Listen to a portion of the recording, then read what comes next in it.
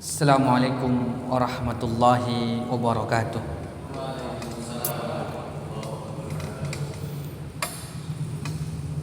Alhamdulillahi rabbil alamin. Wassalatu wassalam ala asyrafil anbiya'i wal mursalin wa ala alihi wa sahbihi ajma'in. Asyhadu an la ilaha illallah wahdahu la syarika lah wa asyhadu anna Muhammadan abduhu wa rasuluh sallallahu alaihi wa ala alihi wa sahbihi wa man tabi'ahum bi ihsanin ila yaumiddin. Amma ba'du.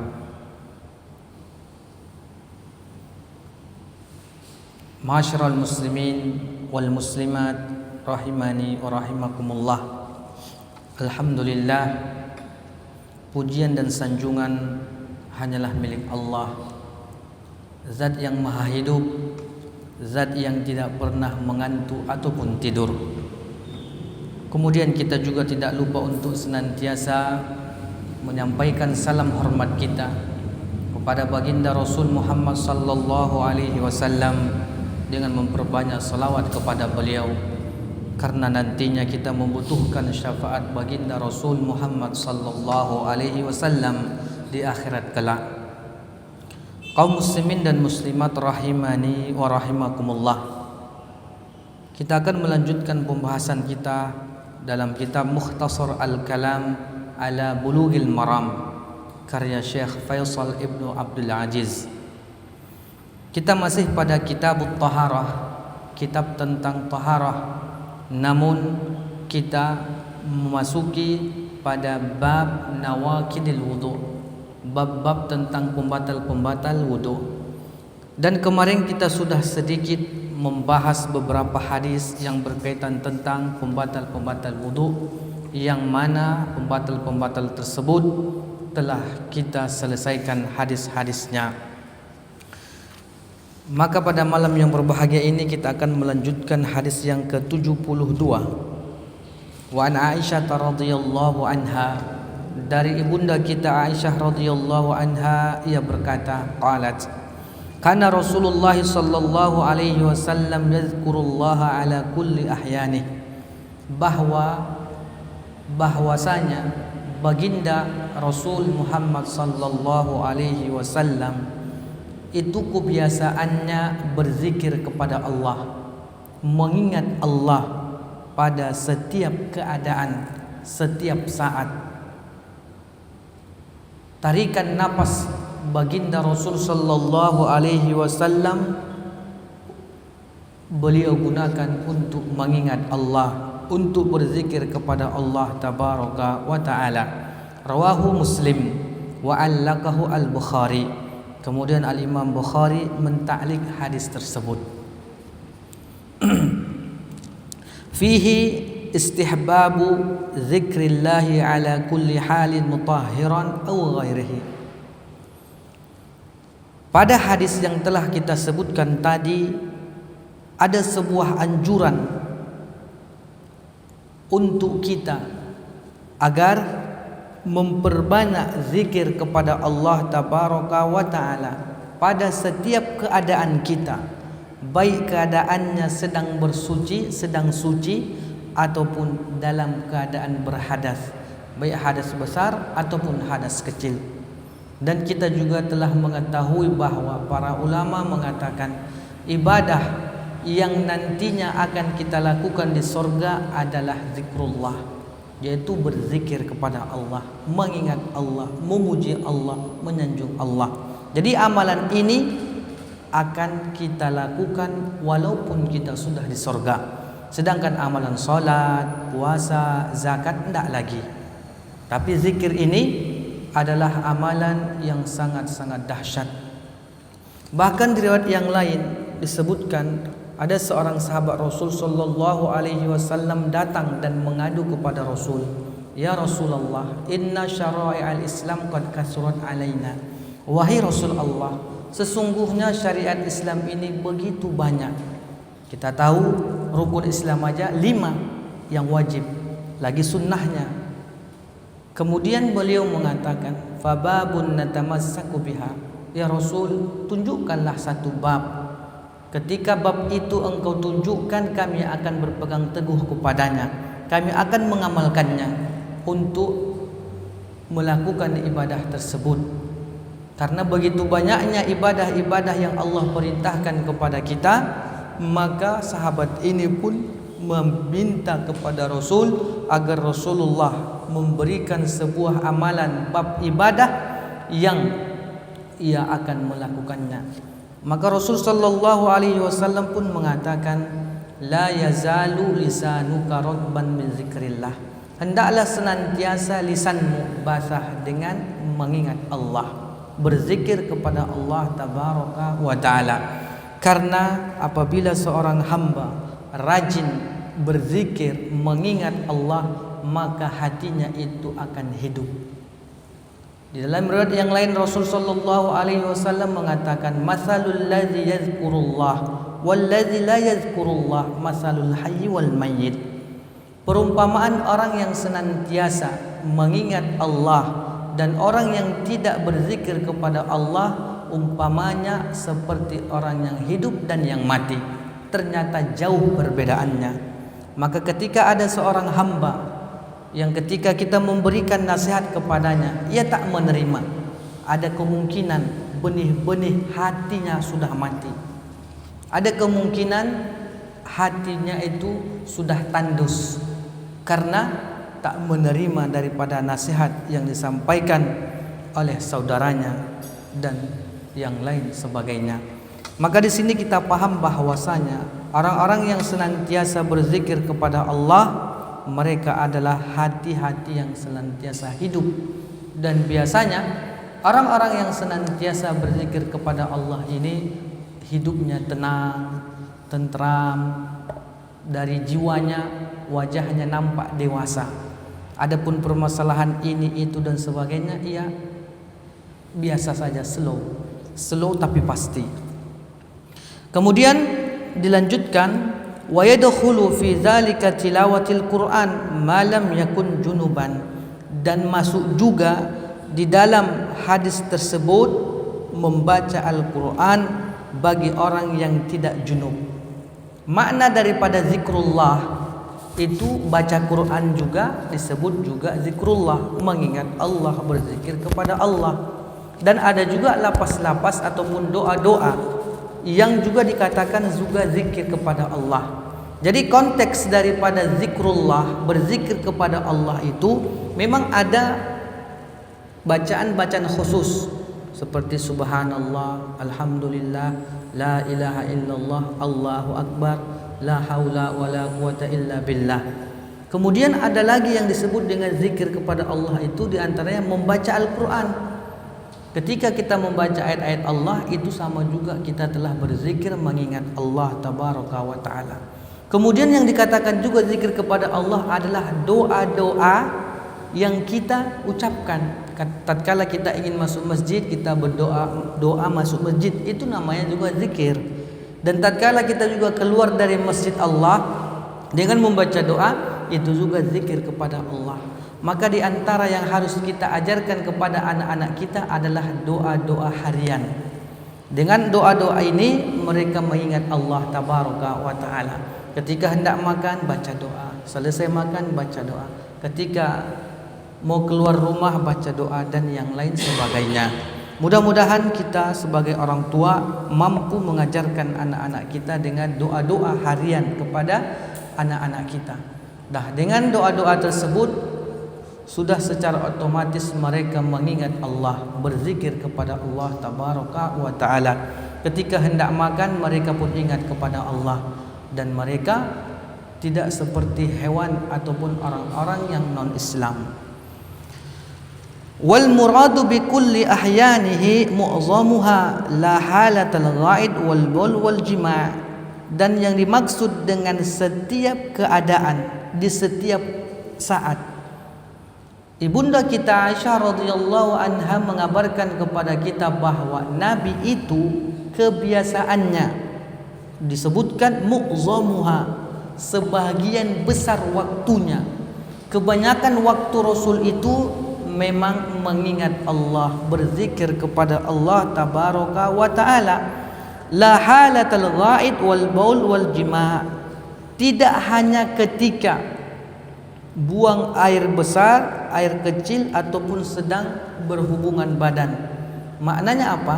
Waktu-waktu ini memang tak dibolehkan bahasanya. Artinya ketika kita masuk tatkala kita buang air besar, buang air kecil, tatkala kita melakukan hubungan senggama sama istri, jangan pula berzikir. Tapi sebelum kita melakukan senggama disuruh kita baca doa. Nah, tapi setelah ketika bertempurnya itu disebutkan di sini la halatul ghaid wal baul wal jima'. Tidak ketika buang air besar, buang air kecil dan berhubungan badan. Jangan pula nanti kadang-kadang karena saking semangatnya baru-baru paham sunnah, baru-baru ngaji sunnah, waktu pas jima hidupkan murattal. Wah, keren juga nih. Kata Pak Imam, kayak gitu mantap ini kayaknya. Biar anaknya soleh, kata Pak Imam. Rupanya ternyata tak dianjurkan seperti itu. Yang dianjurkan itu sebelum melakukan hubungan badan berdoa. Nah, ketika melakukannya jangan lagi hidupkan murattal lah pura-pura, mungkin karena anak sudah banyak, kamarnya satu supaya gak ketahuan dan sebagainya, dikuat-kuatkan. Nah, itu jangan pula seperti itu. Nah, mudah-mudahan. Nah, dan sebagainya. Selanjutnya hadis yang ke-73. Wa an Muawiyah radhiyallahu anhu qala, dari Muawiyah radhiyallahu anhu ia berkata, qala Rasulullah sallallahu alaihi wasallam, Rasulullah pun bersabda, al-ainu wika'us sabh, fa idza namatil ainan istatlaqal wika'. Mata itu adalah pengikat dubur. Fa idza namatil ainan, dan apabila kedua mata itu tertidur, istatlaqal wika', terlepaslah ikatannya. Rawahu Ahmad wa Tabrani, diriwayatkan oleh Imam Ahmad dan Imam Tabrani. Wazada, dan ditambahi, dan ada penambahan daripada riwayat At-Tabrani, wa man nama falyatawadda, dan barang siapa yang telah tidur maka hendaklah ia berwudu. Wa hadhihi ziyadah fi hadzal hadis inda Abi Daud min hadis Ali duna qawlihi istatlaqa al-wika'. Hadis ini, tambahan hadis ini adalah hadis yang ada pada Imam Abu Daud, yang diriwayatkan oleh Imam Abu Daud dari hadis Ali tanpa perkataan istatlaqal wika', wa fi kila isnadain dha'fun, dan pada kedua sanadnya ini ternyata lemah. Hadisnya ini ternyata ada kelemahannya, tetapi bisa kita ambil daripada dalil untuk perkara-perkara yang membatalkan wudu dengan hadis selanjutnya. Wali Abi Daud aidan an Ibni Abbas radhiyallahu anhuma, dan Abi Daud juga dari Ibnu Abbas radhiyallahu anhuma marfu'an, yaitu hadisnya marfu' sampai kepada Rasul, innamal wudu'u ala man nama muttaji'an, sesungguhnya orang yang mengambil wudhu lagi itu bagi orang yang tidur dengan berbaring. Wa fi isnadihi dha'fun aidan, dan di dalam sanad hadis ini juga lemah. Qauluhu al-ainu wika'us sahi, kalimat al-ain wika'us sahi, mata itu adalah pengikat dubur. Artinya ketika seseorang matanya melek, enggak tidur, maka duburnya itu kecepit dia. Namun apabila ia sudah nanti tidur, fa idza namatil ainan istatlaqal wika', ketika seseorang matanya tertidur, terbukalah ikatannya, terlepas dia. Ai ad-dubur, as-sah itu artinya dubur, as-sahu dubur. artinya knalpot belakang. Fa idza namatil ainan istadlaqa alwika, dan apabila mata itu sudah tidur, terlepaslah, terbukalah daripada ikatannya.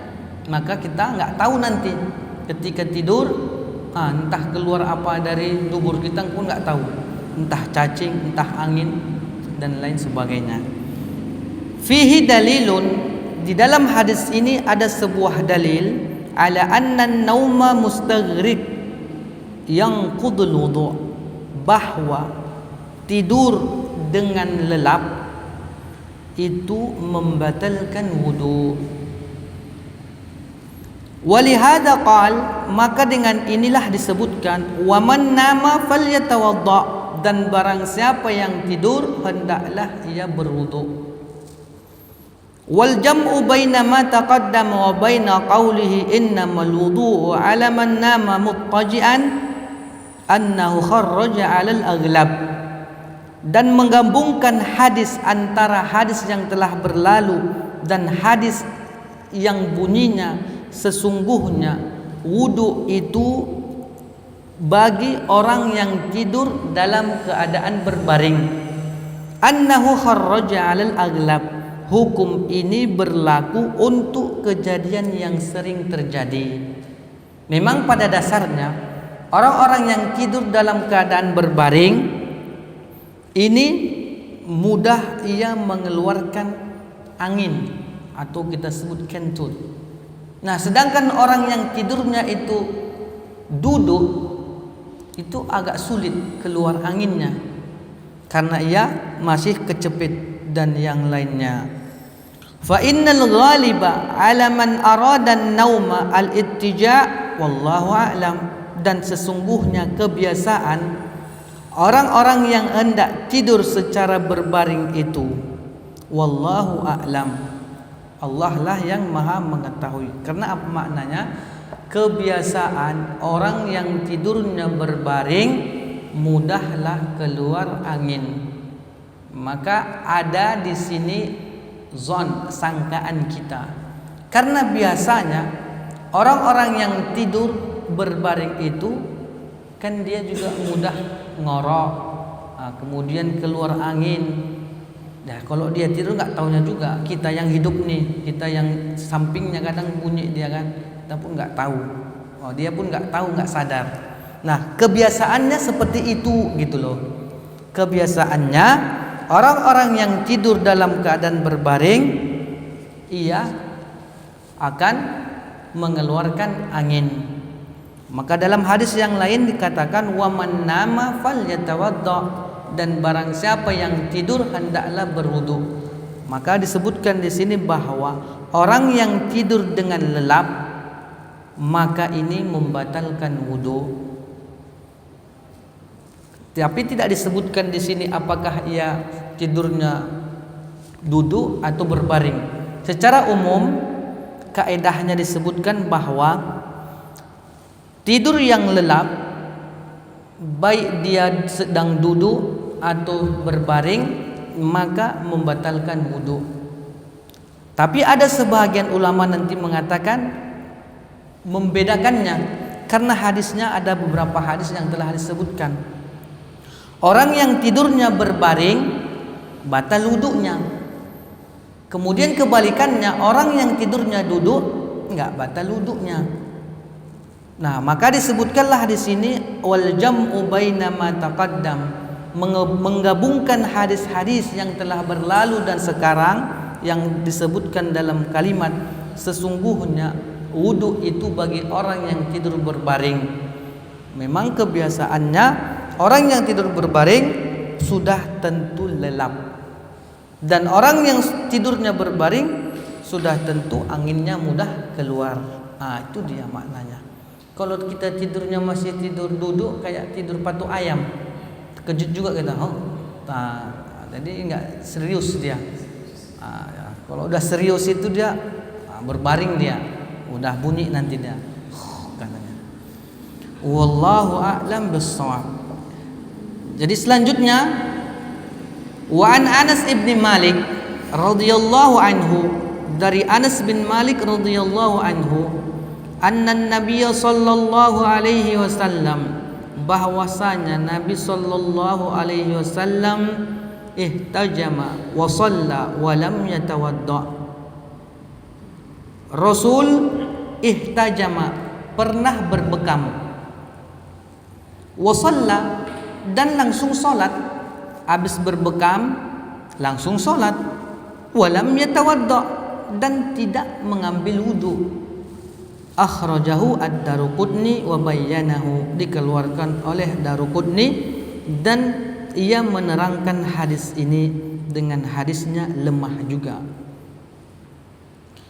Al-haditsu dalilun ala anna khuruj ad-dami minal badan ghaira farjain la yanqudul wudu.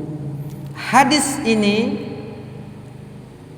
dalil bahwa keluarnya darah dari badan selain daripada dua kemaluan, knalpot depan dan belakang, la yanqudul wudu, tidaklah membatalkan wudu. Nah, disinilah nanti perbedaan ulama tentang apakah darah nyamuk yang menggigit kita itu kita pukul dia batal wudunya apa tidak. Nah, disinilah yang agak nanti diterangkan sedikit. Kita harus pahami dulu bahwa dalil yang telah kita sebutkan bahwa Nabi sallallahu alaihi wasallam itu pernah berbekam.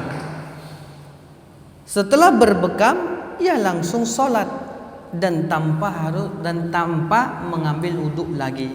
Tapi disebutkan oleh Ad-Daruqutni, hadis ini ada dalamnya kelemahan. Tapi bisa sebagai dalil bahwa keluarnya darah dari badan selain dua kemaluan belakang maupun depan, kubul dan dubur, la yanqudul wudu, dia itu tidaklah membatalkan wudu. Ini pada dasarnya. Wa qad ikhtalafa al-ulama fi dzalik, dan sungguh para ulama itu berbeda pendapat pula di dalam hal perkara ini. Wa qala al-Bukhari, al-Imam Bukhari mengatakan, babu man lam yara al-wudu'a illa minal makhrajain min qubul wad dubur. Al-Imam Bukhari membuat satu bab di dalam kitab beliau Sahih Bukhari, bab orang yang tidak perlu mengambil wudu kecuali yang keluar dari kubul dan duburnya. Nah, itu bab awal-awal. Kan kemarin di awal-awal bab tentang perkara-perkara yang membatalkan wudu, ulama itu sepakat adalah yang keluar daripada kubul dan dubur ini membatalkan wudu. Semuanya sepakat para ulama. Yang nantinya ada perbedaan-perbedaan itu ya seperti tadi, apakah tidur itu membatalkan wudu, apakah ingus itu membatalkan wudu, kemudian apakah mimisan itu batalkan wudu, kan udah lewat semua perkara-perkaranya. Nah, sekarang apakah darah yang keluar dari badan kita, yang ia keluar selain daripada kubul dan dubur membatalkan wudu apa tidak? Namun pengarang kitab kita Syekh Faisal Ibnu Abdul Aziz yang mengatakan di sini bahwa hadis ini menunjukkan bahwa inilah dalil keluarnya darah dari badan selain dua kemaluan itu, maka ia tidak membatalkan wudu. Ini menurut pengarang kitab kita. Sedangkan ulama-ulama yang lain berbeda pendapat. Wa qaulullahi ta'ala, dan firman Allah, au jaa ahadum minkum minal ghaid, atau salah seorang di antara kalian datang dari WC. An-Nisa al-ayah 43. Wa qala Atha, dan Atha pun mengatakan, fi man yakhruju min duburihi dud au min zakarihi nahwal qamlah yu'idul wudu'. Atha mengatakan orang-orang yang keluar dari duburnya ada cacing, ataupun dari kemaluannya keluar kutu, maka ia harus mengulangi wuduknya. Secara umum tadi kita katakan bahwa apapun yang keluar dari dua kemaluan, belakang ataupun depan, baik berupa itu memang mazi, wadi ataupun mani, air kencing, itu batal wuduknya. Bahkan disebutkan atau bahwa walaupun cacing yang keluar dari dubur kita, dari pantat kita, ataupun keluar ada kutu dari kemaluan kita, yu'aidul wudu', hendaklah ia mengulang wuduknya. Artinya harus ngambil wuduk lagi. Qala Jabir ibn Abdullah, Jabir bin Abdullah pun mengatakan, idza dhahika fis shalah a'ada shalah. Apabila seseorang ketawa ketika solat, maka ia harus kembali mengulangi solatnya. Walam yu'id al-wudu', dan tidak mengulangi wuduknya. Itu perkataan Jabir bin Abdullah. Ia menyinggung sedikit bahwa orang-orang yang batal solatnya karena pembatal solat ia lakukan, berarti bukan secara otomatis solatnya wuduknya batal. Jangan beranggapan bahwa orang-orang yang melakukan pembatal solat maka batallah solatnya, kemudian kita anggap wuduknya pun batal. Enggak juga, tidak seperti itu. Sebagaimana tadi Jabir bin Abdullah mengatakan, orang yang ketawa ketika solat maka solatnya batal. Ia harus mengulangi solat tanpa harus mengambil air wudu. Wa qala al-Hasan, dan Hasan berkata, in akhadha min sya'rihi wa azfarih aw khala'a khuffaihi fala wudu'a alaih. Jika salah seorang di antara kita mengambil sebahagian rambutnya ataupun kukunya atau melepas daripada khufnya, sepatunya, fala wudu'a alaih, maka tidak ada wudu untuknya. Ketika kita sholat mungkin, atau ketika kita itu habis wudu, nanti pangkaslah udah wudu kita nih, kemudian datang ke tukang pangkas, kita pangkas. Atau ketika kita sudah wudu nih, potong kuku lah, ini hari Jumat, tapi kita udah ambil, kan kita mandi kemudian wudu, karena waktu sholat agak lama nih, masih jam 11, tengok kuku, agak panjang nih, kita ambil, potong kuku, potong tek. Nah, disebutkan bahwa Hasan mengatakan fala wudu'a alaih, maka tidak ada wudu baginya lagi. Artinya enggak batal wudunya gitu.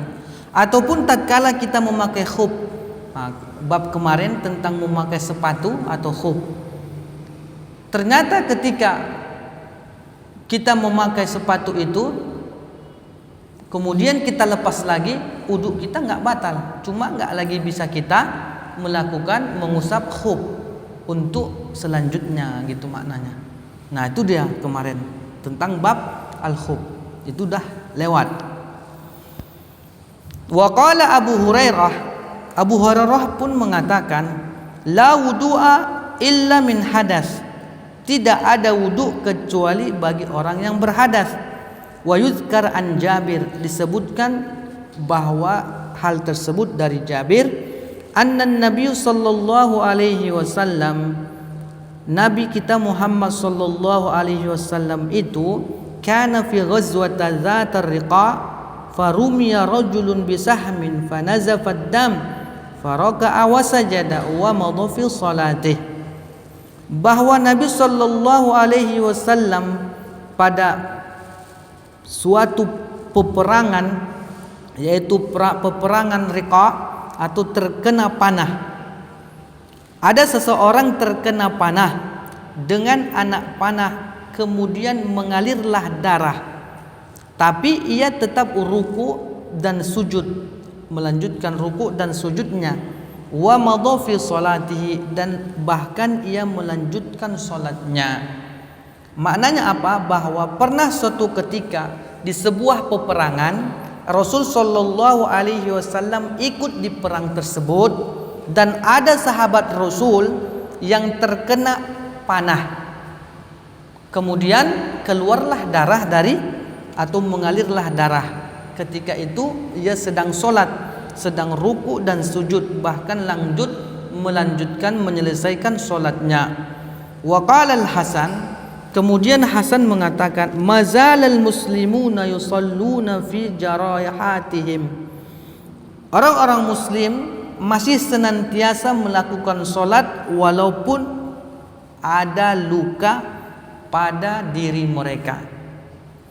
Wa qala Tawus wa Muhammad ibnu Ali wa ata'u ahlul Hijaz, dan disebutkan atau berkatalah Tawus dan Muhammad bin Ali dan Ata' dan ahlul Hijaz, itu penduduk Madinah, laisa fid dam wudu, tidaklah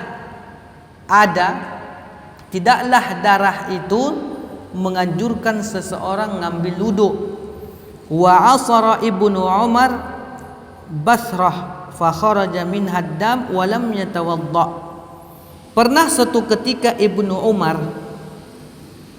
memecahkan Basrah, jerawat kecil atau bisul kecil, fa kharaja minha ad-dam, dan keluar pulalah darah darinya, wa lam yatawadda, dan beliau tidak mengulangi wuduknya, artinya enggak batal wuduknya.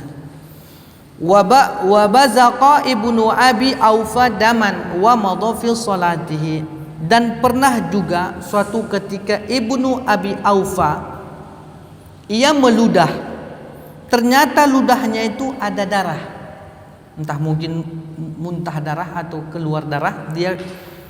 Ibnu Abi Aufa pernah meludah tapi ada darah yang keluar. Wa madha fi salatihi, dan ketika itu yang solat dan ia pun melanjutkan solatnya. Wa qala Ibnu Umar wal Hasan fi man yahtajim, dan berkatalah Ibnu Umar dan Hasan, orang yang berbekam, laisa alaihi illa ghuslu mahajimihi, tidaklah atasnya itu kecuali hanya membersihkan bagian yang dibekam. Orang yang melakukan bekam, maka ia hanya membersihkan daripada tempat-tempat yang dibekam, darah-darah yang mengalir dari badannya, dan ia ketika itu sudah mengambil wudhu, sedang tahir, sedang suci, maka tak harus mengulanginya. Kemudian inilah sebahagian daripada pendapat-pendapat yang mengatakan bahwa darah yang keluar dari tubuh kita itu tidaklah membatalkan wudhu. Namun yang selalu ditanyakan itu adalah darah nyamuk yang dia kadang lengket sama kita. Nah, di sini juga para ulama berbeda pendapat gitu. Kalau memang kita yakin tatkala datang itu nyamuk masih lapar, datang sama kita, digigitnya kita, kemudian kita pukul dia keluar darah, berarti itu darah kita. Maka bisa nanti masuk pendapat-pendapat dari Ibnu Umar, dari Hasan, dari Atha mengatakan tidak batal. Tapi kalau kita lihat ternyata nyamuk tuh udah dari tetangga kita, udah agak kenyang dia rupanya, tapi kurang rasanya kan, kurang sedap nih, mau nambuh dulu, nambuh cek katanya. Datang dia sama kita, wah baru dia, ini kok gendut kali nih, kita pukul, maka darahnya itu bisa dikatakan membatalkan wudhu karena bukan darah kita. Karena memang disebutkan darah itu adalah najis yang ringan atau najis ringan, najis sedang. Kalau dia sedikit maka bisa dikatakan najis ringan. Kalau dia sedikit darahnya dan masuk kategori najis ringan, maka tak mengapa, tak membatalkan wudhu. Tapi kok banyak kali sikit agak banyak, dan dia pun tak tahu kita masih 50-50, entah punya kita yang banyak atau punya waktu yang banyak. Nah, di sini nanti para ulama mengatakan lebih baik, lebih selamat ambil wudhu aja lagi. Nah, dia seperti itu. Ataupun disebutkan bahwa wudhunya itu enggak batal, tapi ketika karena kita sholat itu keluar najisnya, maka sholatnya batal. Kita ke WC hanya mencucinya saja, menyiramkan najis itu saja, dan wudhunya enggak batal. Mungkin ada sebahagian ustaz-ustaz kita yang menerangkan seperti itu. Artinya apa? Walaupun nyamuk itu makan darah dari tetangganya ataupun dari yang lain, kemudian kita sholat dan kita pukul dia, sholatnya yang batal, wudunya enggak, kita hanya ke kamar mandi dan mengusapnya aja, menyapunya aja. Nah, dia seperti itu.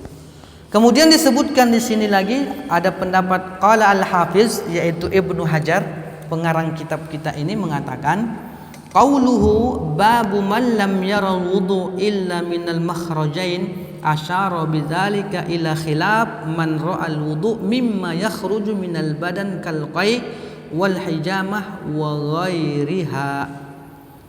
Nah, Ibnu Hajar al-Asqalani mengatakan kalimat yang mengatakan ada sebuah bab yang disebutkan Imam Bukhari, bab orang yang tidak perlu berwudu kecuali yang keluar dari 2 jalan saja. Ini mengisyaratkan bahwa beliau berbeda pendapat dengan orang yang mengatakan apa-apa yang keluar dari badan seperti qai' muntah, wal hijamah dan darah bekam dan selainnya. Artinya Ibnu Hajar berbeda pendapat dengan apa yang disebutkan tadi.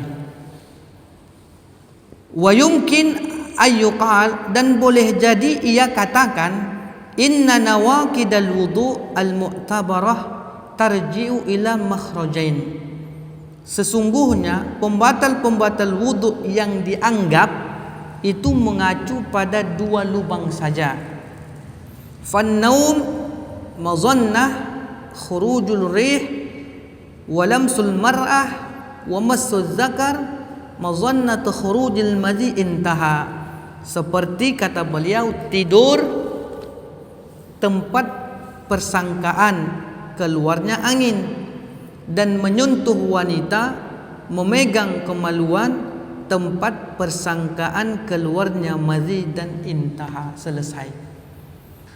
Di sini Ibnu Hajar al-Asqalani ingin mengatakan kepada kita bahwa sebenarnya orang yang tidur itu kita berprasangka akan adanya keluar angin. Maka Ibnu Hajar mengatakan kalau persangkaannya tidak ada lagi, berarti sudah hilang. Sedangkan menyentuh wanita juga, memegang kemaluan juga, itu tempat sangkaan kita akan keluarnya madhi, maka batallah wuduknya. Intaha. Qaul Hasan au khala'a khuffaihi fala wudu'a alaihi khalaqahul jumhur fi dzalik. Dan adapun pendapat Hasan al-Basri bahwa mencopot, menanggalkan khuf, sepatu, tidaklah batal wuduknya. Ini menyelisihi jumhur para ulama. Kalau para ulama mengatakan bahwa kalau kita pakai khuf kemudian bocor saja, koyak aja, batal ludah daripada wuduknya. Apalagi kita khal'unya, kita cabut. Nah, tapi Hasan al-Basri mengatakan tidak seperti itu. Itu dia menyelisihi pendapat beliau, menyelisihi jumhur para ulama. Qauluhu innan nabiyya sallallahu alaihi wasallam ihtajama wa shalla wa lam yatawadda. Qala fil muntaqa wa qad sahha an jamaah min as-sahabah tarkul wudu min yasirid dam. Kalimat sesungguhnya Nabi sallallahu alaihi wasallam pernah hijamah, pernah berbekam dan langsung salat dan tanpa mengambil air wudu lagi, maka disebutkan dalam buku Muntaqa telah sahih, telah sah dari sekelompok para sahabat, mereka tidak mengulangi wudu, tarkul wudu artinya meninggalkan wudu, enggak wudu lagi, min yasirid dam, karena sedikitnya darah. Nah, ini pendapat mereka.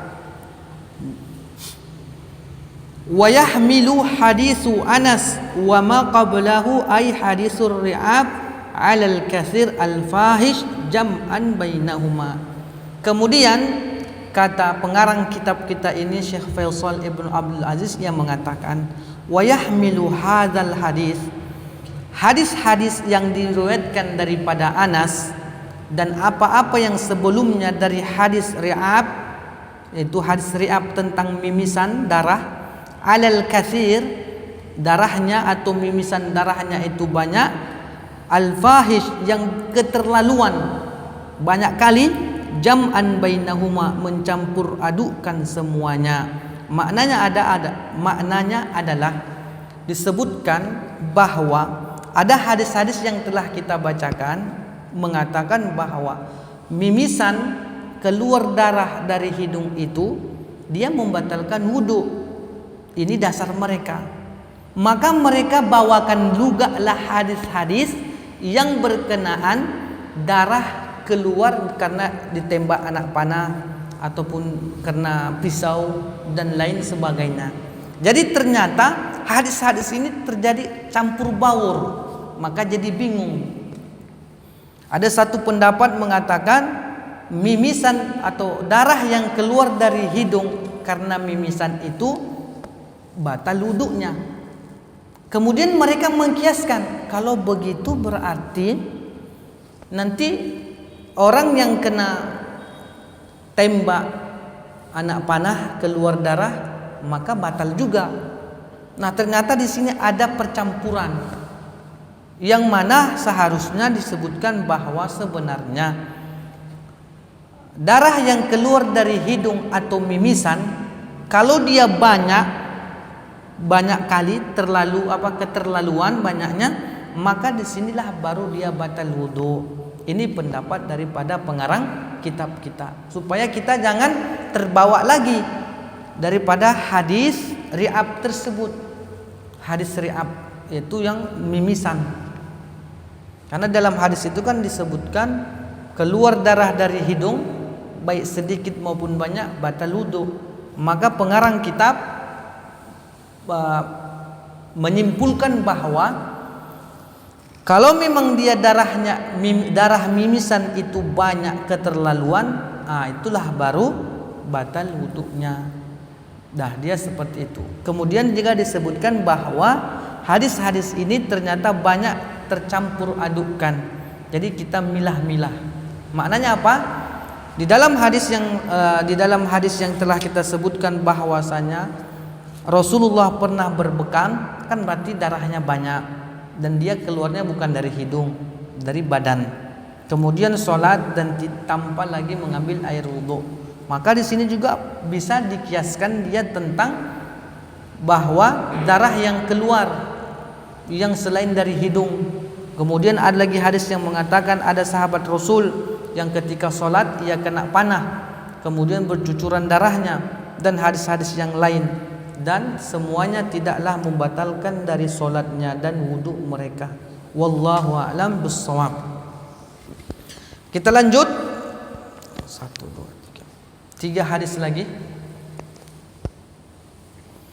Wa an Ibnu Abbas radhiyallahu anhuma, dari Ibnu Abbas radhiyallahu anhuma, anna Rasulullah sallallahu alaihi wasallam qaal, bahwa Rasul sallallahu alaihi wasallam bersabda, ya'ti ahadukumus syaitan fi salatihi, datang syaitan kepada salah seorang di antara kalian,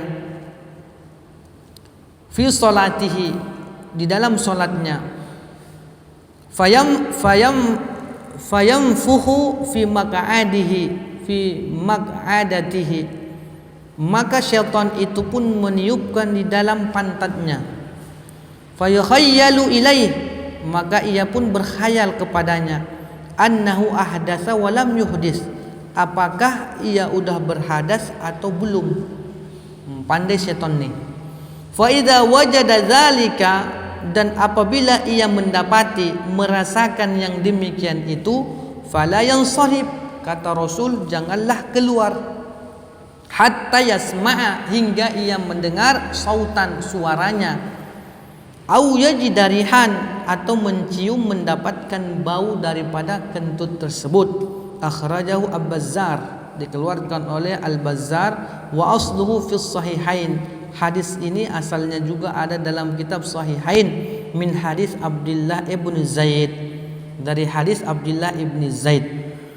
Hadis selanjutnya hadis yang ke-77, wali Muslim an Abi Hurairah radhiyallahu anhu nahwuhu, dari Imam Muslim dari Abi Hurairah radhiyallahu anhu serupa juga hadisnya.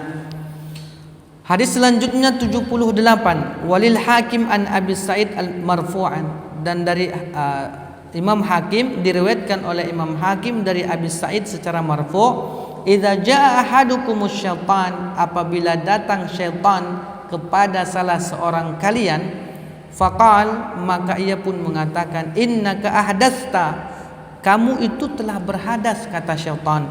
Falyakul kadzabta, maka hendaklah engkau mengatakan kadzabta, kau bohong syaitan, gitu.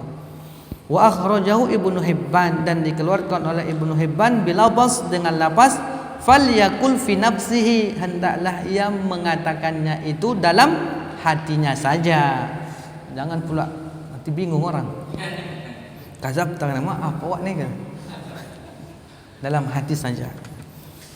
Qad taqaddama hadisu Abi Hurairah, telah berlalulah hadis Abi Hurairah. Idza wajada ahadakum fi batnihi syai'a, apabila salah seorang di antara kalian mendapati di dalam perutnya sesuatu, fa ashkala alaih, ia pun merasa syakal, merasa ragu-ragu, akhraja minhu syai'un amla, apakah ada yang keluar ataukah tidak. Fala yakhrujanna minal masjid, janganlah ia keluar dari masjid, hatta yasma'a sautan, hingga ia mendengarkan suara kentut tersebut, au yajidarihan, atau mendapatkan atau mencium baunya, wa huwa amun fis shalah wa ghairiha, dan hadis-hadis ini hadisnya secara umum, baik di dalam solat maupun di luar solat. Mana tahu kita sakit lagi makan bakso atau makan nasi padang, jangan ragu-ragu, ini udah batal wudu apa belum nih ya. Syaitan tuh pandai aja dia, baik dalam solat ataupun di luar solat. Kita harus hatta yasma'a sautan, hingga kita mendengarkan ada suaranya yang keluar, au yajidarihan, atau kita mendapati atau mencium baunya. Wa hadhil ahadits fi shalah khassah, memang hadis-hadis ini disebutkan secara khusus di dalam bab salat. Wa la'alla al-musannif rahimahullah akharaha li hadzal makna, mudah-mudahan Ibnu Hajar ini rahimahullah mengakhirkan daripada hadis-hadisnya ini secara khusus. Wa hadhihi al-ahadits dallah ala hirs syaitan ala ibsadi ibadati bani Adam khususan as-salah. Hadis-hadis ini menunjukkan bahwa kesungguhan para syaitan untuk merusak ibadah anak-anak Adam secara khusus dalam salat. Wa ma yata'allaqu biha, dan apapun yang terkait dengannya. Wa annahum la ya'tihim ghaliban illa min babit tashkik fi taharah, taratan bil qaul wa taratan bil fi'il, dan bahwa syaitan itu tidaklah mereka datang, biasanya para syaitan itu takkan datang kecuali dalam bab-bab tashkik, membuat keraguan. Itu syaitan itu datang membuat keraguan fit taharah, apakah kita lagi sudah ini masih ada wudu apa enggak ya. Tarotan bil qaul, terkadang ia mengucapkan dengan perkataannya, wa taratan bil fi'il, dan terkadang dengan perbuatan. Wa min huna ta'rif anna ahlal waswas imtasalu ma fa'alahu syaitan wa qalahu.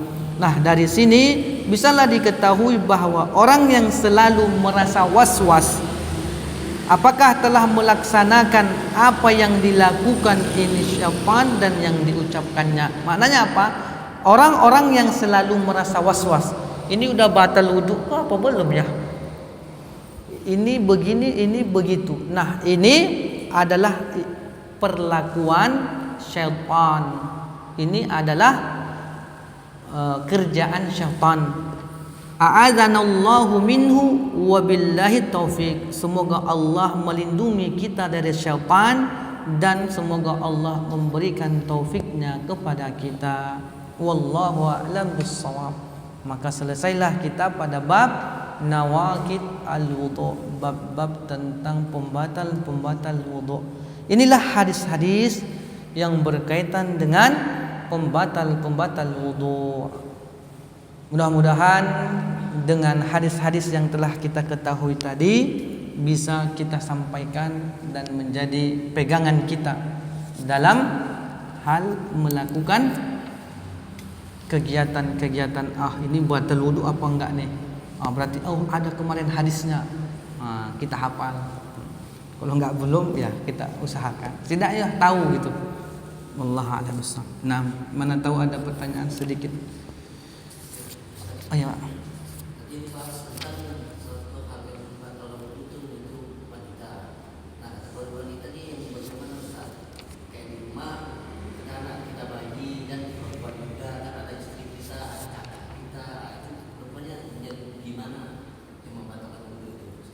Naam. Di antara yang membatalkan wudu adalah menyentuh wanita, lamsul mar'ah, menyentuh daripada wanita. Kalau dalam ayat disebutkan aula mastumun nisa, menyentuh daripada wanita, maknanya di sini dalam tafsir mengatakan kalau dia jima, itu maknanya lamastumun nisa, itu jima. Namun di dalam mazhab Imam Syafi'i mengatakan bahwa menyentuh kulit istri kita dia batal dengan dalil ayat tersebut. Mereka mengatakan seperti itu. Dan sedangkan secara keumuman bahwa kalau kita menyentuh daripada kulit orang-orang yang bukan mahram kita, ya batal. Kalau misalnya kayak anak perempuan kita atau yang lainnya yang mahram kita, maka dia tidak batal wuduknya. Nah, yang menjadi keumuman yang harus kita perhatikan bahwasanya disebutkan dalam kitab kita tadi ini walamsul mar'ah atau lamsul zakar mazannatun al-khuruj fihi al-mazi. Menyentuh wanita atau menyentuh kulit lawan jenis kita ataupun menyentuh kemaluan kita, ini sebenarnya bisa mengakibatkan prasangkaan kita nanti bisa keluar darinya mazi. Ini yang ditakutkan, keluar mazi, karena pada asalnya pembatal wudu secara ijma' para ulama itu cuma satu, itulah apa yang keluar dari dubur dan kubul kita. Ini dia. Kemudian sedangkan nanti cerita tentang apalah hukumnya menyentuh wanita atau menyentuh kulit wanita yang mahram ataupun tidak mahram, maka sebahagian ulama nanti mengatakan batal. Apa dalilnya? Ini. Kemudian ada lagi mengatakan bahwasanya menyentuh kemaluan dia batal, ada yang mengatakan tidak batal karena ini. Nah, semua kejadian-kejadian itu sebenarnya untuk menghindari mazannah, prasangkaan. Nanti bisa jadi ada pula lah yang keluar mazi daripada perbuatan kita tersebut. Maka kita itu harus melihat lagi daripada pendapat para ulama yang mana yang lebih dekat daripada hadis-hadis dan dalil-dalil yang mereka bawakan. Wallahu a'lam bissawab. Jadi yang penting kalau menyentuh kulit yang bukan mahram kita, itu kebanyakan mengatakan dia batal. Namun ada juga yang mengatakan tidak dengan dalil-dalil dan yang lain sebagainya. Wallahu a'lam bissawab.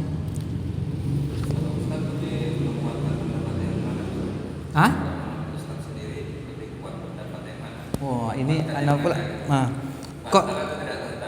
Kalau untuk lamsul mar'ah, menyentuh wanita istri kita sendiri, Kalau ana nggak batal. Nah, jadi kalau untuk menyentuh wanita yaitu istri kita dan jauh dari sangkaan kita timbulnya syahwat atau akan keluarnya nanti madhi, kalau menurut ana ya tidak membatalkan dengan dalil-dalil yang begitu banyak juga disampaikan para ulama khususnya dalam mazhab Imam Ahmad bin Hambal. Nah, kalau ada pun yang nanti mengatakan batal, ya itu kembali pada keyakinannya dan juga nggak bisa memaksakan. Terus ini Ustaz, sering kadang-kadang kita posisi suci, terus kita kadang beli barang di supermarket. Nah, ketika kita menyerahkan uangnya, kadang-kadang tersenggol sedikit dengan petugasnya, atau kita bayar parkir gitu ya, kita menyerahkan uangnya kadang-kadang terpegang sedikit gitu ya. Apakah itu membatalkan? Itu kan bukan haram kan? Apakah itu membatalkan wudu kita? Tanpa kita sengaja, sebenarnya kita sudah berusaha untuk mengelak, tapi kan kadang kita tersenggol juga sedikit masih. Kalau anak pribadi wallahu a'lam. Tapi maksudnya kalau ditanya adakah enggak, kalau ditanya ada para ulama yang mengatakan enggak batal, kemudian ada mengatakan batal. Nah, kalau anak sendiri enggak belum duduk gitu maksudnya. Milih yang mana gitu. Makanya beda duduk lagi lah ya. Nah ya, tapi kalau untuk berhati-hatinya memang kita wuduk lagi gitu. Untuk berhati-hatinya. Tapi kalau nanti was-wasnya itu itulah dia waswas syaitan. Nah, kalau anak pun enggak berani juga mengatakan di mana gitu. Itu pada membatal wudu itu dengan waktu itu misalnya jaraknya itu ada. Oh, untuk waktu enggak ada. Jadi pembatal wudu disebabkan karena habis waktu atau kaladuarsa expired, enggak ada pula kecuali nanti mengusap khuf sepatu, itu ada expirednya. Kadang kita kan dari rumah wudu kan rumah misalnya sholat di sini ya. Enggak ada. Kalau untuk expired waktu batal wudu itu enggak ada. Cuma ada anjuran tentang memperbaharui wudu ketika sholat baru datang. Setelah kita sholat maghrib kan kita wudu. Nah, nanti mau datang lagi sholat isya, apa salahnya sih wudu lagi untuk memperbaharui? Mungkin kita kan udah ngantuk-ngantuk, entah minum kopi, entah ada situ, entah apa-apalah najis-najis. Untuk memperbaharui itu aja sebenarnya. Nah, itu anjurannya. Tapi kalau untuk waktunya ada expired, enggak ada expired. Kita tinggal di rumah, sholatnya kan di Panjati kan. Kita ambil di rumah biar nggak repot di sana kan. Bahkan pernah satu ketika kisah antara Imam Ahmad dan Imam Syafi'i. Imam Syafi'i pernah bertandang ke rumah Imam Ahmad. Nah, kemudian Imam Ahmad menganggap atau bercerita kepada anaknya, lihat itu Imam Syafi'i datang bertamu dengan kita, lihat mungkin malam-malam hari ini banyak ibadahnya. Maka mereka pun nengok-nengoklah gitu, apa sih ibadah Imam Syafi'i. Ternyata Imam Syafi'i nggak ada, habis maghrib, habis sholat isya dia berbaring di tempat tidurnya. Mereka anggap Imam Syafi'i itu dah tidur. Ternyata Imam Syafi'i itu memikirkan ilmu, ibadahnya ilmu. Kemudian masuk sholat subuh, Imam Syafi'i ternyata enggak ngambil air wudhu. Maka ditanyalah, ternyata Imam Syafi'i belum batal wudhunya dan dia pun belum tidur.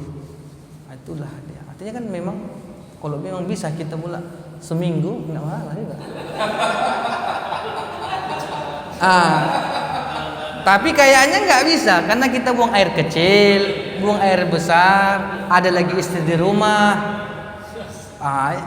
Itu kayaknya susah juga dia. Nah, mau nanya, itu kan dari sunahnya ketika kita mau tidur kan mau ngambil air wudhu, ya kan? Nah, biasanya setelah ngambil air wudhu kan kita baring. Sebelum tertidur, biasanya kadang-kadang kita sudah batal, sudah buang angin lagi. Apakah disyariatkan kita ngambil air wudhu lagi?